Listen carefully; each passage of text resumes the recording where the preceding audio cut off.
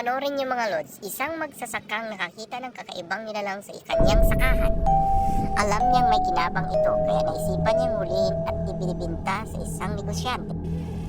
Ang hindi niya alam ay bantay pala ito sa kanyang mga pananim at nagalit ang ina nito. At ngayon nagwawala at sinisira ang mga pananim. Kung saan ito naghanap.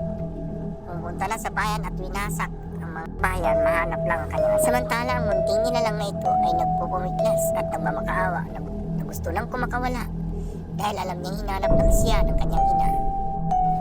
Nagwawala ito at kinagat niya ang kinagat at sino mang may hawak sa kanya at naisipan na lang na ito na itapon sa kalawakan.